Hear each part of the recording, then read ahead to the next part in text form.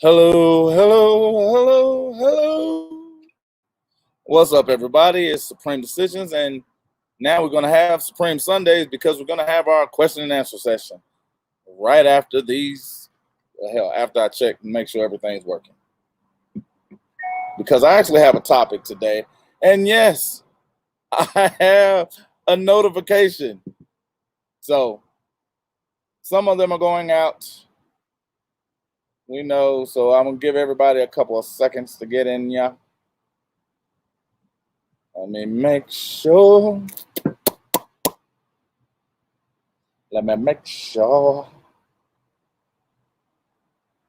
We good.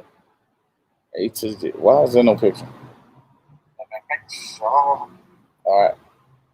That's beautiful. You can hear me? Why is that so? Okay.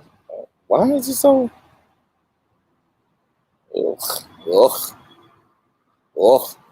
Anyway, I told you guys I was going to have a question and answer session on today. And for whatever reason, this thing looks kind of ratty. Well, I guess that's what it is today. Hopefully tomorrow it won't look as bad. Or actually even later on tonight. So anyway, today I want to talk about false expectations appearing real. And most of you understand that's an acronym for the word fear. Now, it's one of the things we talk about often when we're talking about the training of police officers. And we're talking about how they pretty much interact and do what they do when they're doing what they're doing. So I'm actually looking at this thing and it is really, really, really bad. Like, it is really bad.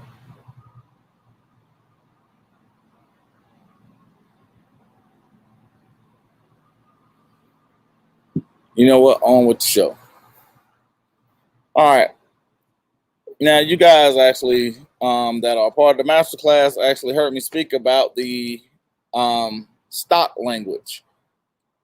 Well, today I'm going to talk about a couple of things with Elk Grove Police Officer, badge number 297, Officer Misty Johnson. Now, Mr. Johnson was actually accused of violating the rights of a young man by harassing him during a traffic stop.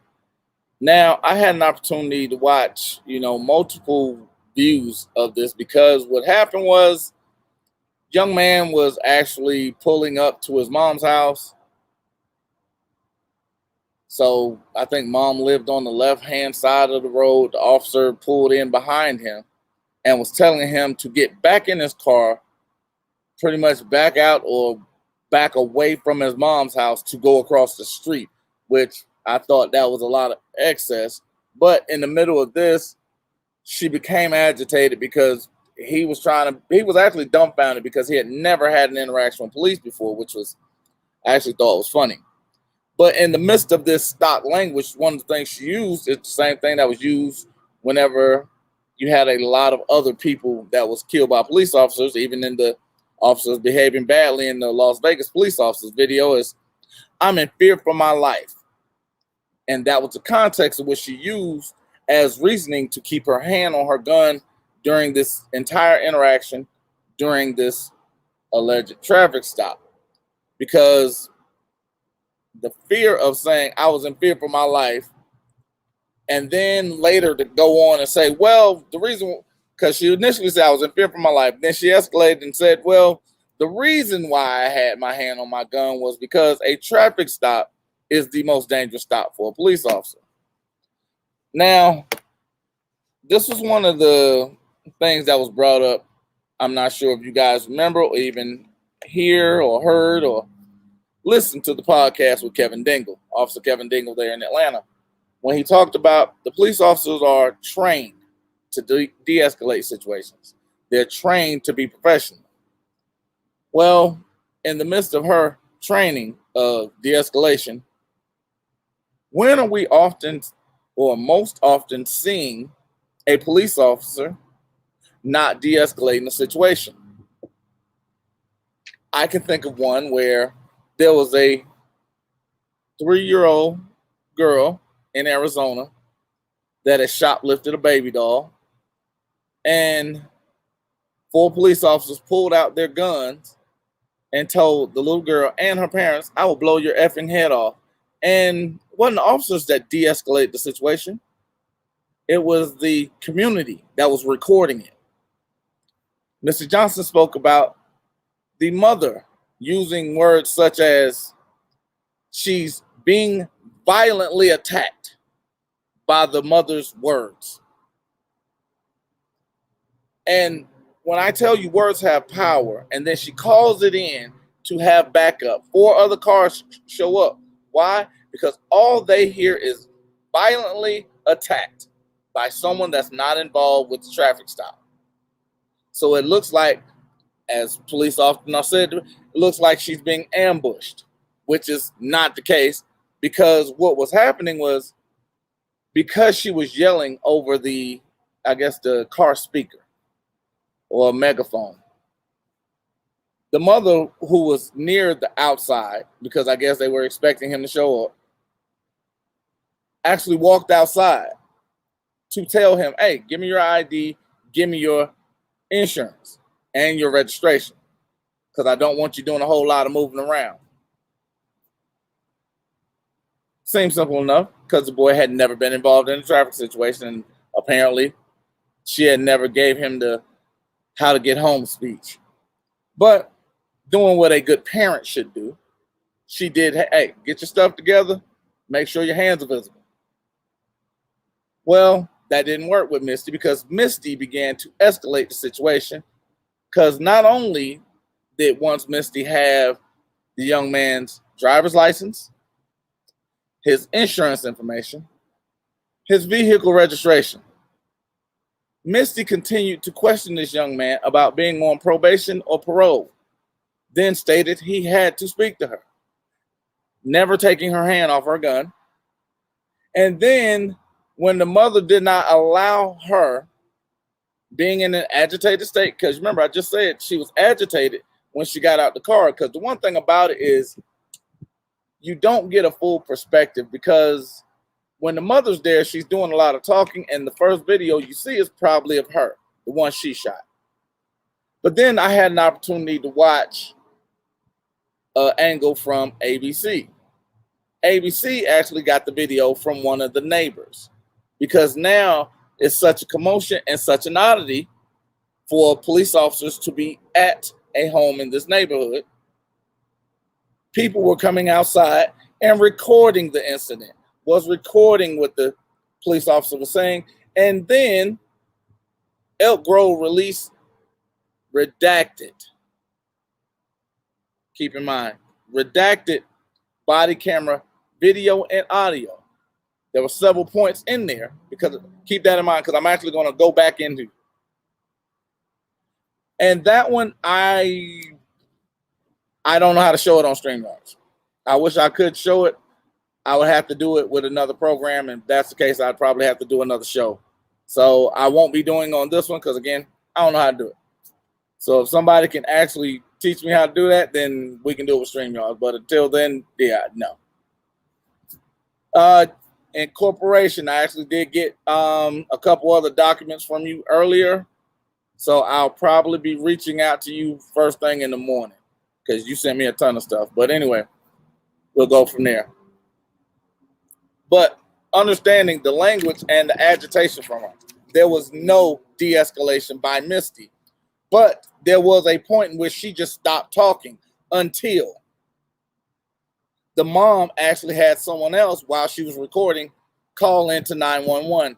Then Misty had a lot to say, which was interesting to me, because she had already called for backup. And then she called in what is heard on the neighbor's phone, not on the police redacted video. And you could barely hear it on, what's up, Great Lands Guardian? You could barely hear it on the mother's recording. But she called in a 3135, and I was like, oh man, what the hell is that? I'd never heard of that. So a 3135 in California is a disturbing or offensive correspondence. A, non-confidential correspondence may be disallowed if the text of such correspondence presents a danger or a threat of danger to any person. Now, I didn't understand that. Initially, whenever I heard it, read that, didn't understand exactly what I was reading or going through, blah, blah, blah, blah, blah. But what I found interesting was the simple fact that it's one of the reasons I tell you guys to go get certain things. It's one of the reasons why I tell you guys to be specific in your discovery request. Because of that call, one of the things that you have is you get a police report. It's codified that all of them have to fill one out. So that's the easy. The second one, because she made a call that's visible on a separate recording, you can hear it's audible from a secondary recording. You can get any and all calls to and from that officer. You can get any and all calls to and from Misty Johnson. I believe that's her name, right? Officer Misty Johnson, 297. During that stop. You also, because she called, 4 other cruisers showed up to the scene because, again, remember, she used the verbiage of she's being violently assaulted or violently attacked. Then she used verbally assaulted by the mother. Yet, this stop took more than 45 minutes because Misty Johnson refused, even though she had all the information she needed, she had more information than necessary, made a choice to stand in front of them, holding her gun, waiting on backup because she felt her life was threatened. And you remember I told you 2 years ago in that Nevada versus actually it's the police behaving badly in Las Vegas police, and one was the actual corporal. He got out the truck, said, I'm in fear for my life. And I wrote, it is the line, or as we now know, the stop language for all police officers to offer them the ability to say, I was in fear for my life. That's why I killed him. That's why I killed her. Now you have a 19-year-old, never been in trouble, non-aggressive young man who's giving her all of his information, and she is still in fear for her life. Now, what does that sound like to you, Kelvin Dingle? Where was her professionalism? Why she wasn't courteous? Why didn't she actually just go ahead and do her job? But no, she wanted to escalate things because of her training. Yes, I paused for dramatic effect. But then when you look at the great thing about it, when the other two officers out of the 4 cruisers came and spoke with this young lady, the mother, and before they even heard anything about what was going on,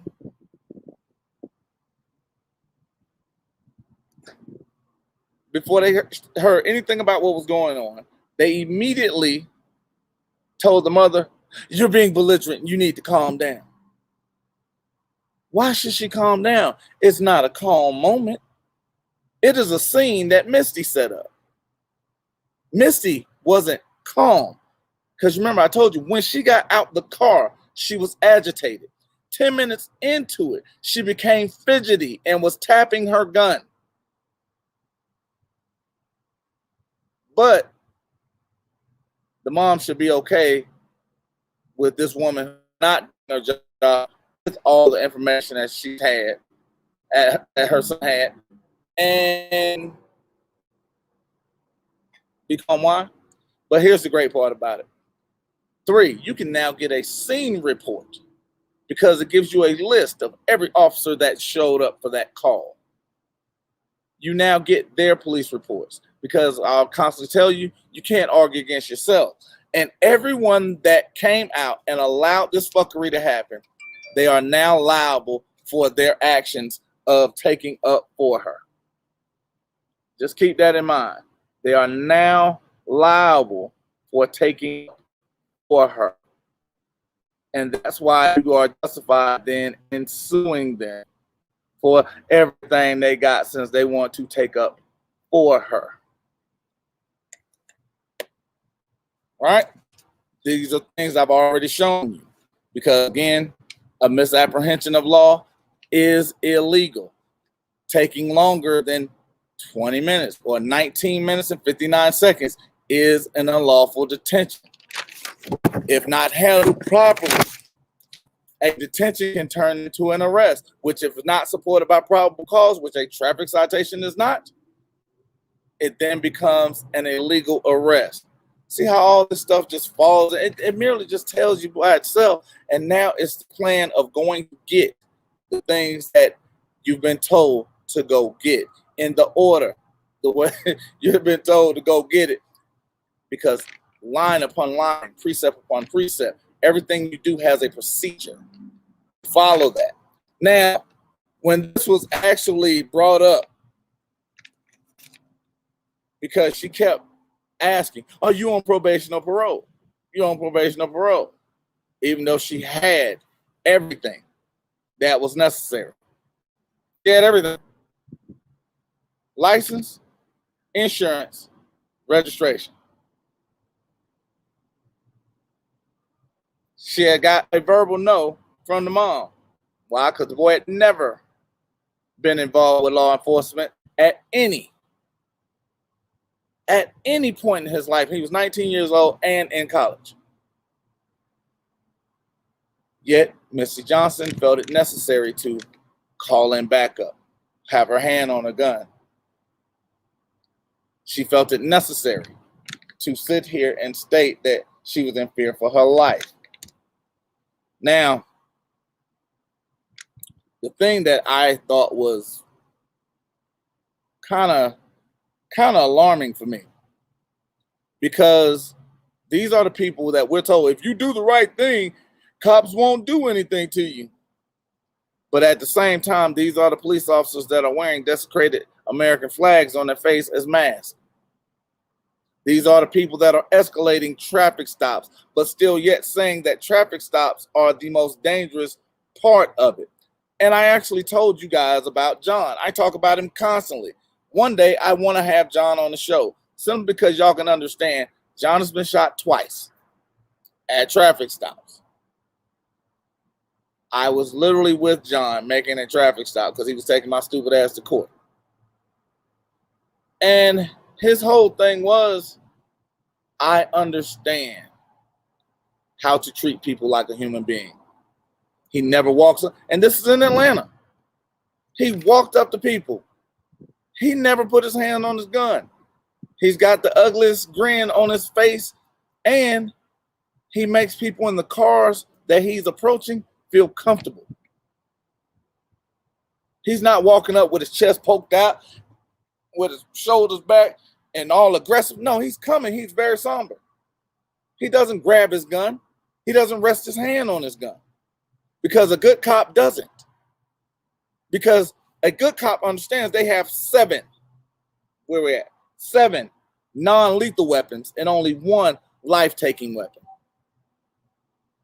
Say that one more time. 7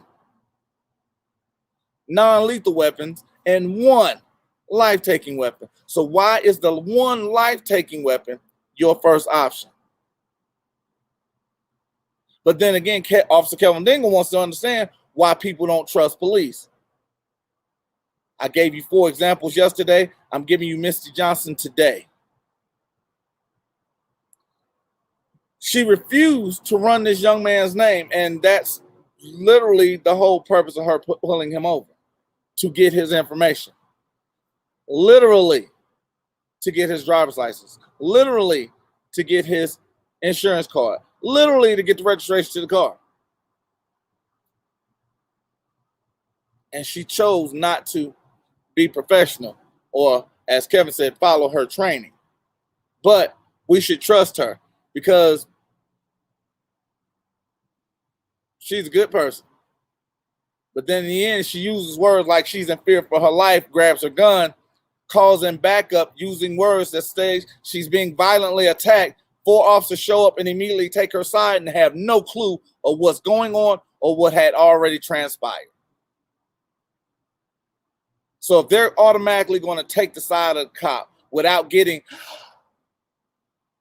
the totality of circumstances, then I tell you earlier that was illegal. That made the arrest illegal because they don't have, yes, the video is he said, she said. When I'm talking about this stuff, I'm not just throwing shit out my ass and just saying, hey, do this. And that, hey, absolutely. That's what's up. Cornelius, what is Pettis? Hold on, I'm gonna see if I can.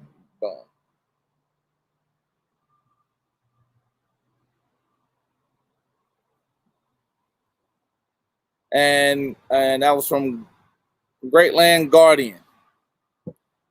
Because again, this is the point of why we're doing this stuff. Now, here's a question because I'm actually, and do citizens have the right to make citizen arrests of law enforcement officers when they act outside the color of law? No. What you do have the quote unquote right to do is sue their ass when they don't follow their oath. But understand it has to be something that is done to you, or you have to take it in. You know what? Actually, I can't give you that one. That I almost gave you a little secret. But yeah, there is a thing that you can do without absolutely interacting. This is why paying attention to who has home video security, when you are at your own house, when you're in your own conveyance, when you're in your own vehicle, when you're at work, you have video and audio around you. This is why that's important, because you know they're not going to turn that stuff over, and if they do, it's going to be redacted.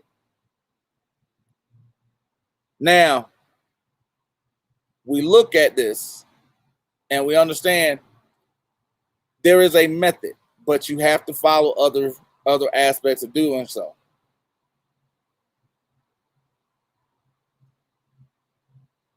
All right, how do I do this? Well,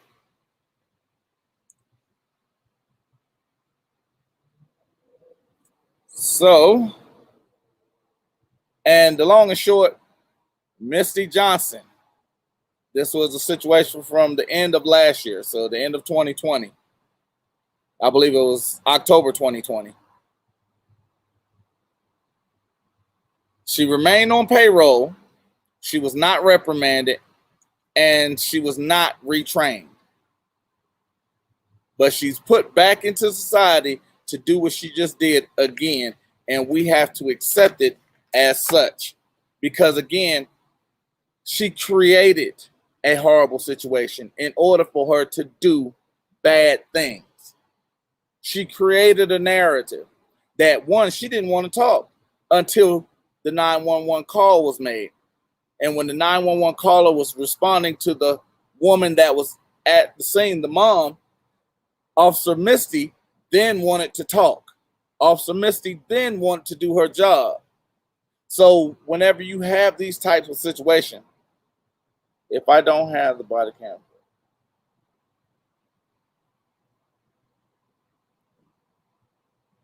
if I didn't have the body camera footage, I would be heading back to TDC.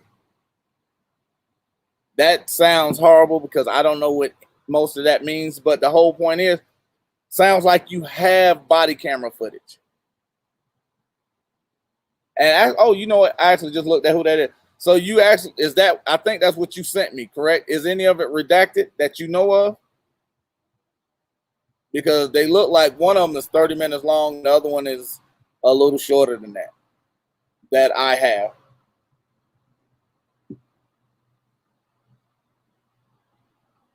Okay.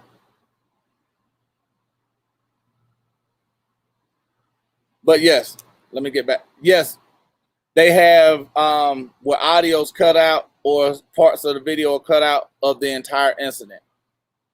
That's what I mean by redacted.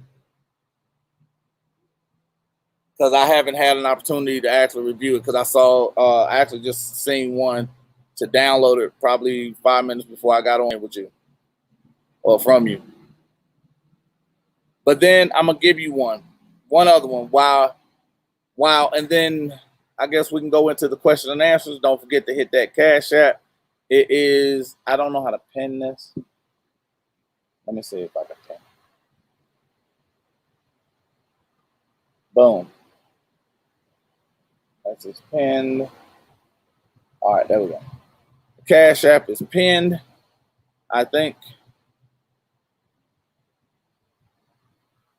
Oh, and you actually have part of that unicorn. No, you have all of it, and it's uncut. That is beautiful. So I'll actually go and review that later on, and we'll go from there. But I'm gonna give you one more, and then we're gonna open up the floor for the question and answers. Have a couple of combos. Don't forget, hit that Cash App. Hell, hit that what's that? What do you call that? Make sure y'all hit those likes too. It ain't a whole bunch of them, but let's hit those likes. And don't forget the super chat. But actually 4 Stockton police officers. 2 were punished. Michael Steele and Omar Valapadilla brutally beat a 17-year-old, lied about what happened because he was supposedly doing 100 when they pulled him over. They beat him severely, put him in the hospital. 2 of the 4 officers were fired. 2 were allowed to go back.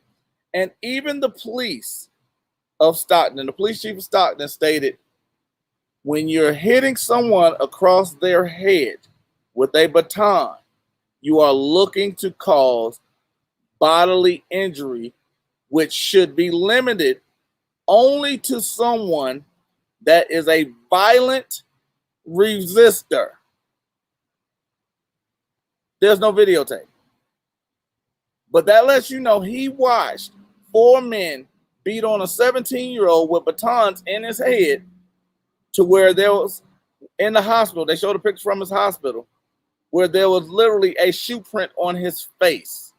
They were kicking him so hard. Now, let's just say he was speeding.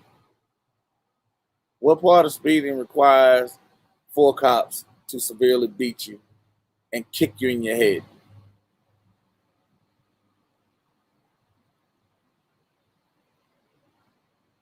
The crazier part about that is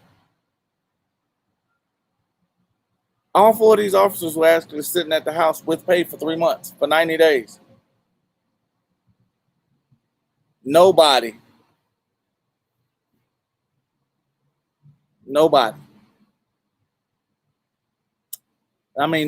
actually even thought to sue with this child being put in the hospital. These are the things that I talk about. These are the things that I'm trying to prep you for. Because when you don't sue them, when they do things of this nature, you're telling them their behavior is okay. Because we constantly see story after story after story after story where it doesn't matter if it's in Illinois, it doesn't matter if it's in California, it doesn't matter if it's in New York, it doesn't matter if it's in Georgia, but it doesn't matter if it's in Texas. All these police officers are doing damn near the same thing. So that means their training must be reflecting that same thing. And I read off the Police Reform Act bill, the proposal.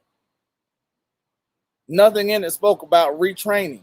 Nothing in it gave a requirement for anything better other than enhanced grenade launchers to people with low IQs that already have self-control issues, who are already high when it comes to stress relieving, because 48% of all domestic calls are police officers beating on their spouse, men and women.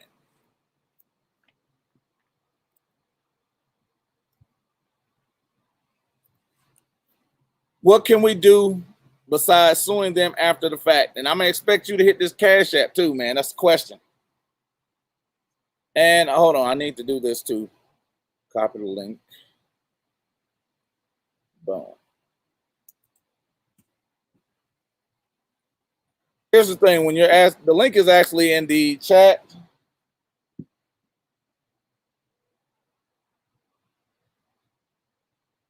All right, just popped up. The link is in the chat. But here's the question: what can we do besides suing them after the fact? The problem is, in order for us to have standing, there has to be something done to us. This is a minority report.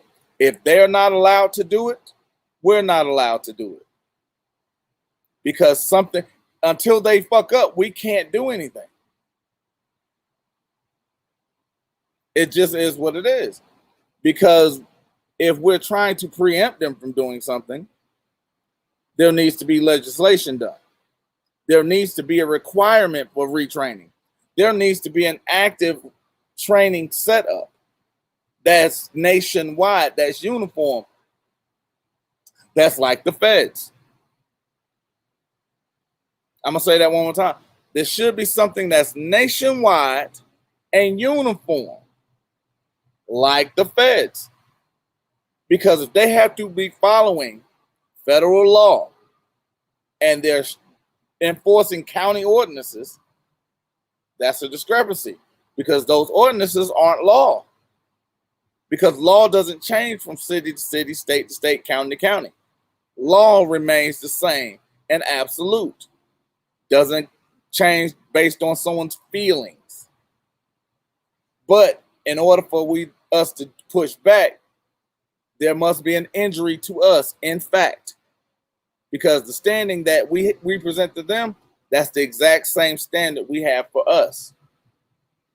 Line by line, precept upon precept, and there is a procedure for everything that we're doing.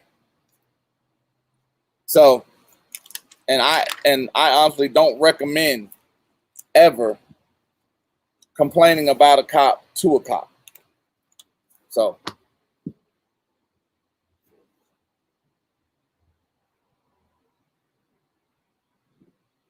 and they have all three common personality traits. You know what? Here's the thing. I want you to understand that you can actually scratch loyalty because they're not loyal to one another. One of the things I found out, and if there's a police officer in the bunch, please correct me if I'm wrong. In several states, the police unions are segregated, not only by skin tone, but by nationalities. Say that one more time. In many states, the police unions are segregated, not only by skin tone, but by nationalities. If you don't have the same police union defending you, are y'all really loyal to one another? If you have one cop that doesn't turn in a second cop, are you really loyal to one another? If you sound and understand, because I actually spoke about an officer that was on live PD, and I commended him.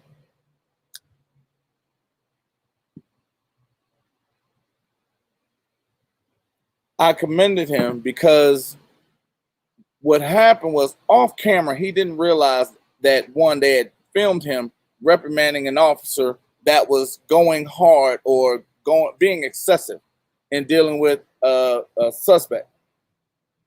Well, I commend him for doing it because he didn't allow the behavior to escalate.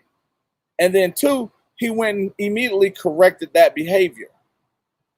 Well, one of the things that of the messages that was sent back to me after I sent him one was, thank you. He said, because I got so much shit for reprimanding my brother on TV.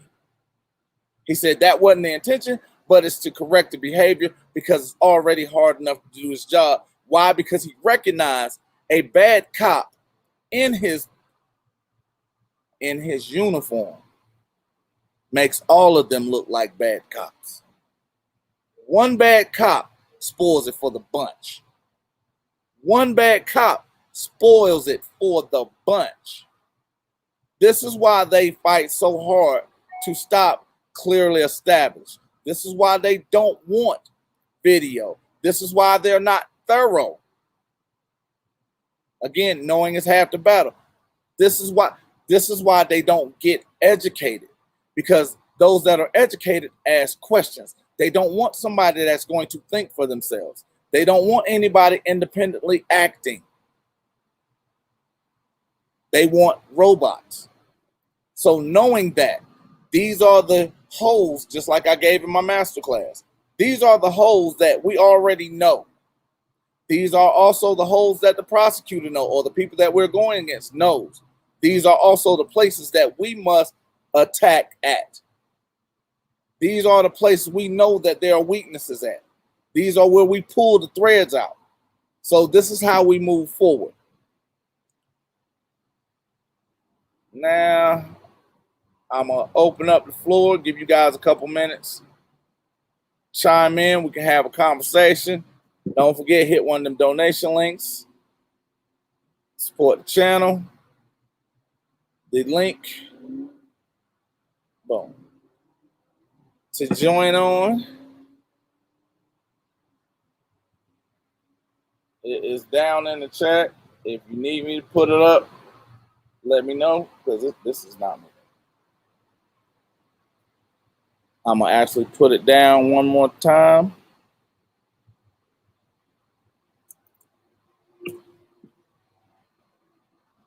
So if you have a question, or if you want to talk about Miss Officer Misty Johnson, or even Kelvin Dingle, we can have that conversation. Or we can actually just have a general conversation about police trust. The link is in the description. Or if not, I'm going to go watch me a little bit of baseball, and then I'm going to go watch the Lakers before I do the podcast.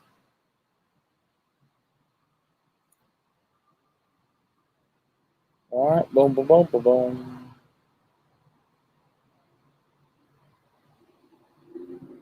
All right.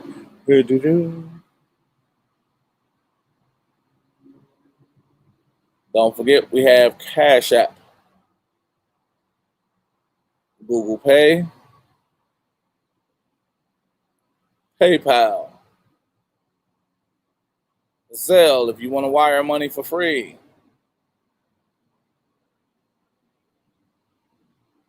and Apple Pay. Just send a message to thegocp@gmail in your messaging app or an iMessage and hit pay. Okay. How about those police officers who were charged by the feds in Keller, Texas? That's a great question. Let me give me a half a second. Let me look that up.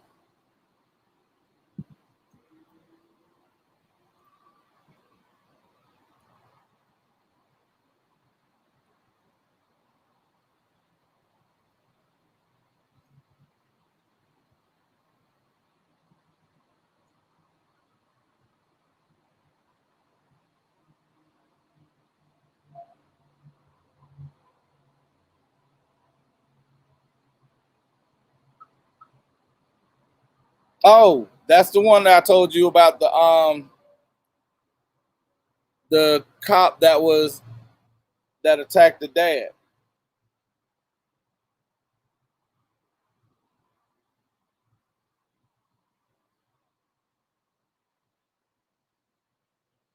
Yeah, his son was being ticketed, and he went across the street to film it. Cop went over and pretty much slammed the dad on the street, bust his teeth out, and they actually settled in December for $200,000. You know, because, and remember, this wasn't a long lawsuit. I actually talked about this. Yeah, I talked about this a little while. It happened in August. They settled in December.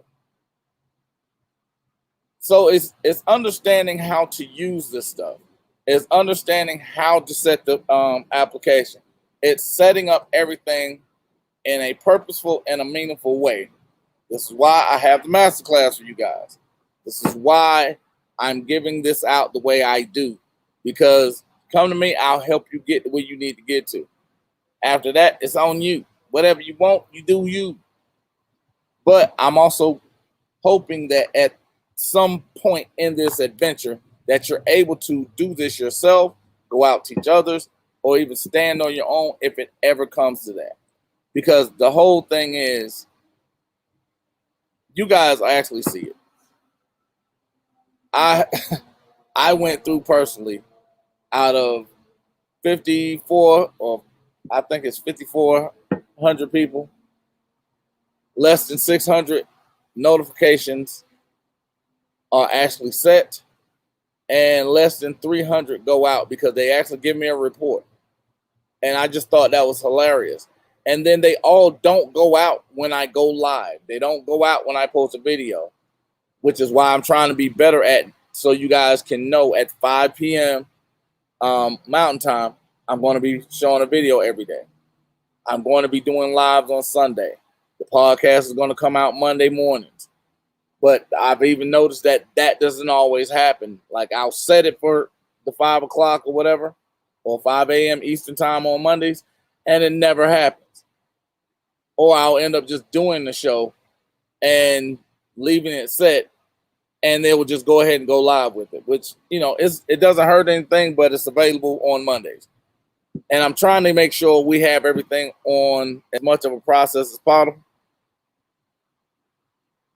Oh, and absolutely, I'm going to eat when we go to Cattleman's too. That's what's up.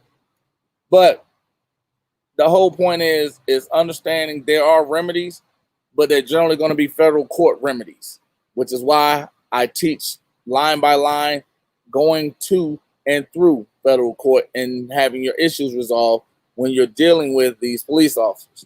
Because the one thing I've learned, just as much as you don't want to go to federal court, neither do they.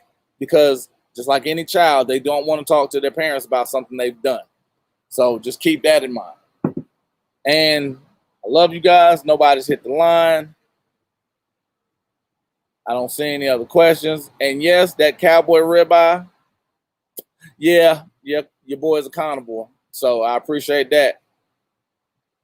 Hell, love you guys. And I'll see you probably later on this afternoon. Go Lakers. Supreme.